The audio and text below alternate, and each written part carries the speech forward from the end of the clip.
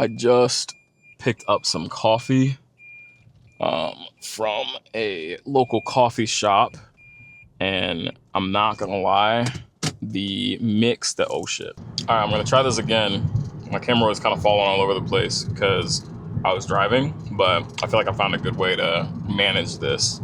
Note to future self, I definitely need to grab a car mount. What's good, y'all? Back again with another vlog. It's your boy Cam Brown Vlogs, and y'all, hold on, this opening game is crazy, god dang. Back again with another vlog. Today I want to talk about something that's, I feel like is pretty exciting to me, but it's kind of a up in the air topic a little bit. Is vlogging making a comeback? I think vlogging is making a comeback. I think vlogging is making a comeback, and in this video today, I kind of want to go over some things and some reasons why I feel like it's making a comeback, like what I've seen and kind of observed that makes me feel like this is happening. What I feel like it means for people who are vloggers or people who want to maybe get into the space and start vlogging a little bit more. Also, like what I kind of plan on doing, like my little things that I plan on trying to experiment and play with on my channel. So let's get into it, bro.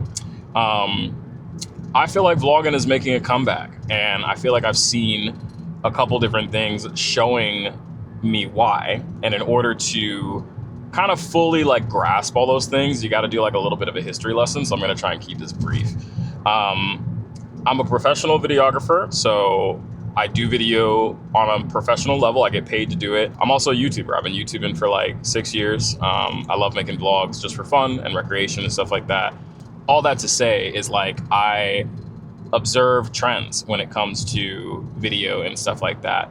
And the trends that I've seen with video, in particular with vlogging, over the past couple years to months to even like, you know, a couple weeks and stuff like that, is that I feel like when vlogging first started out, it was something new, and it was cool to be able to like turn on a camera and then take someone through your day with you, or like, you know, let someone experience living your life, or transport them with you as if they were there through a camera, and then stitch it all together and make a vlog that way. That in and of itself was like a new concept, I think. And so it exploded on YouTube and was super popular. And then I think that once it kind of reached a point where like it had officially caught on, you saw this transition from like kind of like more organic vlogs to some more polished, edited, like more highly produced videos on YouTube. And that just kind of went along with like as technology like moved forward, and like as, you know, video cameras and all that stuff got better, like those things naturally progressed. So you saw this like evolution almost. Then I feel like that led us to the birth of short form content, which absolutely exploded and completely changed like the social media and content creation game. You saw platforms like TikTok, and, you know, you see Facebook Reels and Instagram Reels and all that stuff like blossoming, and this whole new wave of just, like I said, content being born and hitting the internet, right? But even with it being a new wave, it followed that same pattern that the initial vlogging did. So it's like it started out just kind of like raw and organic. That's why you saw things like, you know, TikTok, where people were like blowing up and becoming celebrities overnight off of things like TikTok dances. Like, it's not a highly polished production. It was what it was. People turned on their camera, they recorded, they captured, and then they posted it. But even TikToks and even Reels and stuff like that also had this evolution era, right? So now on TikTok and now on Reels and stuff like that in particular, I see way more polished Reels. I see Reels with like lots of voiceover now. I see Reels where people are like setting up lighting. I see TikToks and stuff like that where people are like planning their B-roll and like making whole skits and stuff like that. Like, you know, it's once again, kind of evolved into something a little bit more polished. And then finally, that even leads us up to where we are with like AI, you know? I feel like even that is affecting the space, because you have, you know, these extremely intricate pieces of artwork or videos and stuff like that that can be generated in seconds. So we once again followed this trend of, it starts out kind of baseline, and then it ends up pushing to this highly polished version as the entertainment and the evolution for it demands it, and so on and so forth. So history lesson done. All that being said, we see this kind of trend of like spikes up to like the entertainment, and then it's like it kind of reaches a peak and then it resets. I feel like currently in this day and age right now, we are at the potential peak of a new reset. And I don't think the reset is particularly coming with any new technology or platforms or anything like that. I think the reset is coming from a societal want and need for more human connection, right? AI in particular is the catalyst here. Like if you've ever been in a situation where you've been so overcrowded by something and so like, you know, just blown out of the water by like commercials or like all this other stuff, like it gets annoying. A good example to kind of reference with this would be like the movie industry. I feel like the movie industry followed the same wave where initially we had like in early 2000s and stuff like that, you had so many movies that had so much better story to them, like such good scripts and movie plots and all that stuff that made actual good movies, things you want to turn on and watch over again and all that stuff, because they focused on all elements of creating a movie, right? But now in this day and age in particular, me personally, I feel like finding a good movie is like finding a needle in a haystack. Like you do have some that are like okay and some that are pretty good, but I feel like we've just lost touch with like actually creating good stuff because of how accessible it is and how easy it is now to focus on things like VFX or focus on things like quality and like how beautiful the film looks in 8K or whatever, and you know, all this stuff. Instead of, you know, the other elements of the film, like the script, the actors, the other things in there that actually make a movie in and of itself, right? I feel like we're seeing that trend on social media as well. I feel like people are sick and tired of highly polished videos, of AI and everything that it can produce and all that stuff. Like I myself have felt it. I've seen other people comment and mention it and stuff like that. And so now what I've noticed is like little hints at people feeling refreshed, seeing vlogs again, like organic vlogs. And the reason being is because these vlogs are the complete opposite of that. There is no AI.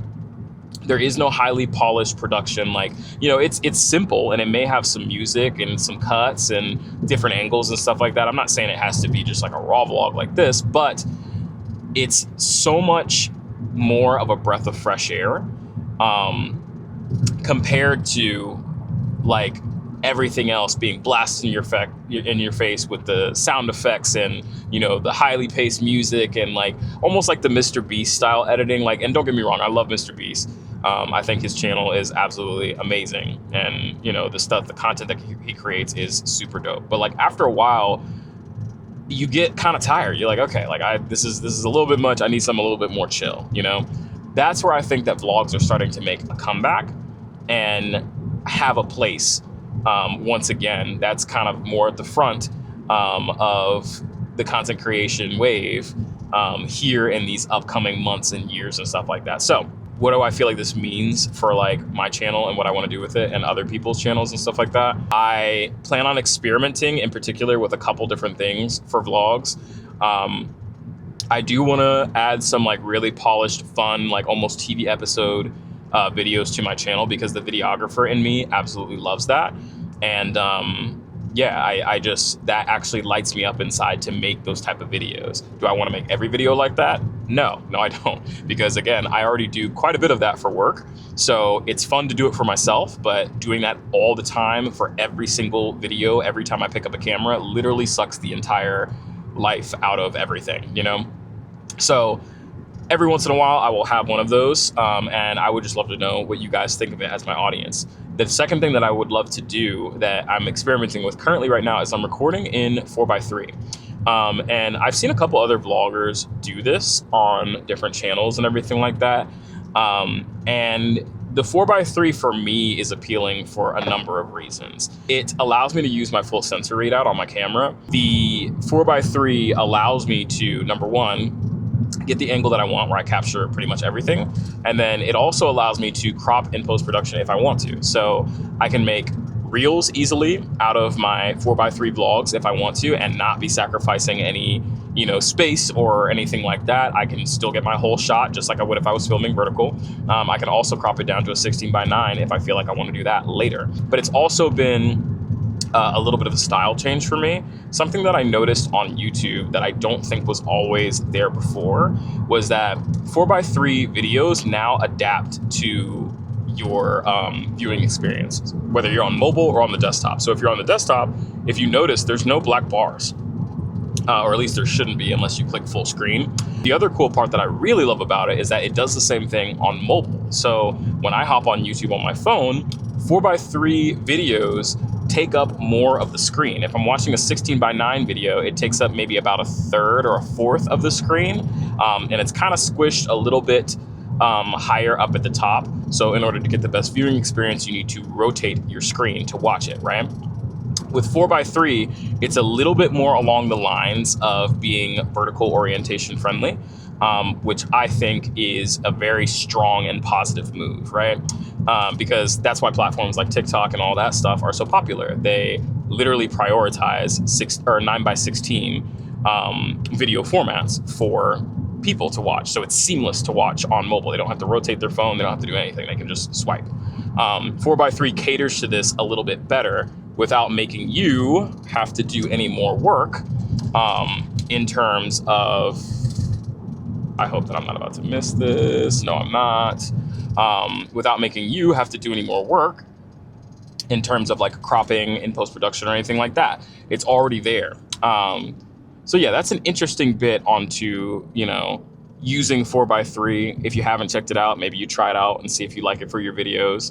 I'm not saying that it's like, you know, the new golden standard, but I do think that it's something unique to potentially dabble in for your channel. And then lastly, let's see. Oh, hold on guys, I'm driving here. Honestly, I don't even know if I'm gonna keep this vlog. I think I will. I feel like I've been pretty on topic. I feel like I've been rapping pretty good. But to me, I like to have a very interesting kind of progression and background of things. So me vlogging in the car right now may not be that interesting. But yeah, lastly with it is, what does this mean for people trying to get into, you know, vlogging, into the space of vlogging, all that stuff? It means post your content. It means show yourself. It means literally record everything you do, you know, of course with an asterisk there. Because with people starting to crave more authenticity, starting to crave more organic interactions, starting to crave more people again, the people who are putting out content that is not highly overproduced, that is down to earth, that's relatable, that is basically a step away from what is considered to be like the highlight type stuff, I feel like those people are going to start seeing a major boost in their channels, in their videos, all that stuff. I have already seen quite a big boost myself in literally just the past couple of videos. I've always been posting vlogs, but they've been focused around like food and travel stuff, and I still will keep doing that. But I finally got the confidence to start posting some more kind of, I call them like combos with cam videos, like what we're doing right now, where I'm just talking. And the last two videos that I posted are performing similar, if not better, than majority of the videos that I already have on my channel right now that are in other categories. So what that's telling me is that, again, like there are other people out there that enjoy having, you know, this type of content to turn on and listen to sit down and chat with a friend, or like go along with me on a car ride and talk about, you know, topics and stuff like that. Like there are people out there that are looking for this type of stuff. So I'm trying to relay this to y'all and let y'all know that it's like, dude, like I'm not the only one, you know, like there's plenty of other vloggers. I mentioned quite a few of them in my last couple of videos. I'm not going to tag them here just because I've already tagged them enough. So I'm not trying to blow up their notifications too much, but if you want to go check them out, they are all doing very similar things. And I'm telling you, you can literally watch their growth day by day. They are growing by subscribers, by comments, by interactions, all that stuff on a daily basis. So yeah, that's pretty much everything. That's my wrap about it. I feel like I was really locked in and really serious, but to be fair, I'm halfway through a 3 espresso coffee, so your boy is like locked in on this stuff. And I'm just passionate about this topic. I love talking about this stuff. So let's go ahead and close it off real quick. I feel like it's a really cool topic, and I feel like it's something that if we kind of like work together to support each other as small creators, and just share each other's opinions, experiences, ideas, all that stuff, I feel like a lot of us can really ride what is potentially a new resurgence of vlogging coming back, which would be so exciting. I would love to see so many people win in that and share that. So yeah, that's pretty much it. As always, drop your comments. Let me know your thoughts down below. I'm very curious to see what anybody else has to think or say about this in general. Maybe you guys are having similar experiences. And if you feel so inclined, hit that subscribe button, hit those notification bells and all that fun stuff just so you can be tuned in for future videos. And yeah, that's pretty much it. Thanks for watching. I appreciate you, and I'll catch you guys in the next one. Peace.